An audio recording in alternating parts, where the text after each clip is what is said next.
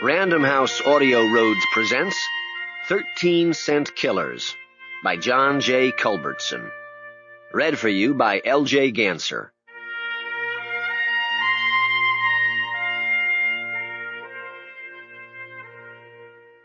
On a lazy Sunday afternoon in October 2000, a small group of former Marine Corps snipers sat around a patio on the sunlit banks of Lake Henderson, just east of Dallas, Texas, and reminisced about our days as combat Marines in the Vietnam War.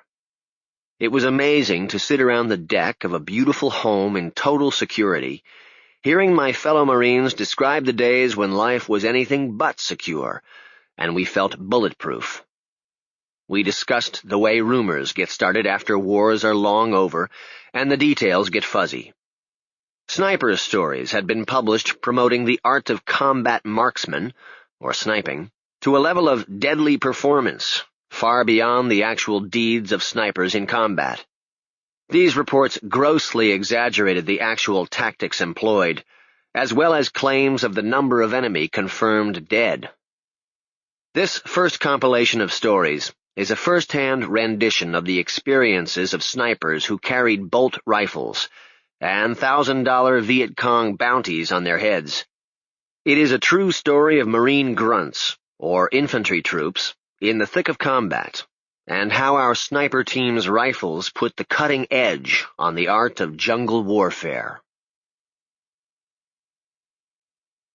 Ron Willoughby was born after World War II ended, and his father returned to Cleveland, Ohio after serving in the U.S. Army. The environment in post-war Cleveland was one of fast-growing factories and plants producing the niceties of peacetime for a growing population of baby boomers, and Willoughby's upbringing valued hard work, devotion to God, and most of all, a strong sense of patriotic duty. To a lot of American teenagers who knew about World War II, the U.S. Marines exemplified bravery in combat. And as a kid who went to the movies, Willoughby watched John Wayne hit the beach in Sands of Iwo Jima until he knew every scene by heart. When his time came to serve his country, he did not hesitate to join. It was 1966, and he'd been out of high school for 1 year. He reported to the Marine Corps Recruit Depot in San Diego, California, in the spring of 1966. After 12 weeks of grueling training, he graduated and entered the Infantry Training Regiment at Camp Pendleton, also in California. After infantry training at Pendleton, he found himself with an Infantry Rifleman Military Occupational Specialty, 0311. He was immediately transferred to Staging Battalion, where new personnel underwent a month-long crash course in jungle warfare. The school emphasized weapons familiarization and tactics used by the Viet Cong and North Vietnamese Army. Specific exercises included recognizing booby traps, punji pits, and other dangers that Marines would encounter in jungle warfare. Willoughby wanted to demonstrate the old-school marksmanship techniques and close combat fighting skills that had made the United States Marines the most feared assault infantry in the world. He desperately wanted some of the honneur de la guerre that had stamped the veteran Marines of Guadalcanal and Okinawa with their brash demeanor and haughty stares, which told the world that other soldiers might indeed be heroes in many wars long forgotten. Willoughby heard his name called as his orders were read by the company gunnery sergeant. Along with 90% of his buddies, Willoughby was headed for Western Pacific Command, or, in the local Gyrene jargon, NAM. He waited for the shuttle to Los Angeles for his flight to Vietnam, the land of the Rice Paddy Daddy and Victor Charlie, what we called the South Vietnamese Communist soldiers. By early October, the California skies were gray, and rain was forecast. 10,000 miles away in Da Nang, the temperature was 95 degrees, and there wasn't a cloud in the sky. Willoughby deplaned onto the hot black tarmac at the Da Nang airfield, and formed up in loose ranks, where a welcoming officer with a clipboard in hand addressed the faithful, who were craning their heads forward in anticipation of hearing their newly assigned units for the next 13 months.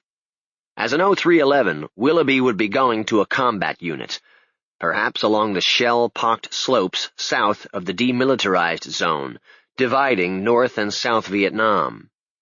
Marines even now were slugging it out with the North Vietnamese Army, which was pushing combat units farther southward for an eventual attempt at the encirclement of Saigon. The major reached for a megaphone and offered any Marines who had been designated as expert on the rifle range the opportunity to volunteer for the newly established Scout Sniper program. He explained that top shooters were being selected for the 5th Marine Regiment Sniper Platoon, headquartered in Chu Lai, 45 miles south of Da Nang, down Highway 1. Willoughby knew this was his chance. Instinctively, he raised his hand and shouted out his name and rank to the major. Only 2 other Marines volunteered. One wore glasses, which was an instant disqualification, and the other changed his mind when his buddies told him that getting wounded or killed was almost a certainty. Willoughby stood by his sea bag. Sweat ran down his face and soaked his heavy dungaree utilities. "Son, are you sure you want to volunteer for the snipers?" the major asked. All the troopers looked at Willoughby as if he were nuts and shook their heads. Willoughby spoke up as they awaited his response. "Sure enough, Major. I set my sights on being a sniper in infantry training regiment. Hell yes, sir. I volunteer." The major finished reading the lists of Marines and their assigned units.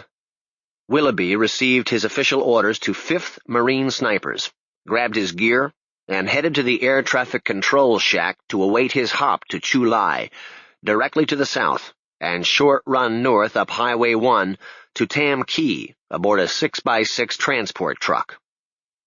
The trip was hot, and a red mud mask covered Willoughby as he jumped from the truck bed and stared at the sign that pointed to the 5th Marine Headquarters on Hill 35. He learned that the small Marine base had been attacked the previous night, and that a small unit of sappers, Viet Cong suicide troops, had been caught in the defensive concertina wire and slaughtered by machine gun and rifle fire. Willoughby and the few Marines who had made the trip to Tam Key were jarred by the sight of the corpses. The next day, at regimental headquarters, Willoughby met Sergeant Tom Casey, the non-commissioned officer in charge of the 5th Marines Sniper Platoon. Casey hailed from South Carolina and had attended the Citadel as a cadet prior to joining the Marines. Both Willoughby and Casey were high expert shooters in boot camp. Casey had also spent a tour on the U.S. Marine Service Rifle Team with Sergeant Mitchell before they transferred overseas. He would become Willoughby's mentor for the remainder of their time in Vietnam. In December, the 5th Regiment Snipers moved north from Chu Lai to positions around An Hoa. Casey had teams of snipers running ambush missions to harass the Viet Cong from the Marine fire base at Phu Loc 6, north of An Hoa. Marine patrols had taken increasing casualties in the Arizona Territory, a free-fire zone where anyone with a weapon is fair game. The enemy was utilizing small patrols of infantry, with 3-man sniper cells attached, to await the daily Marine sweeps in concealed ambush sites along the river.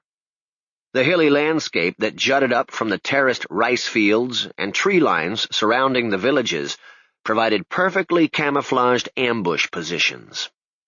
These warrens and caves were unrecognizable from the approach trails until the Marines stumbled into the kill zones laid out by the Viet Cong.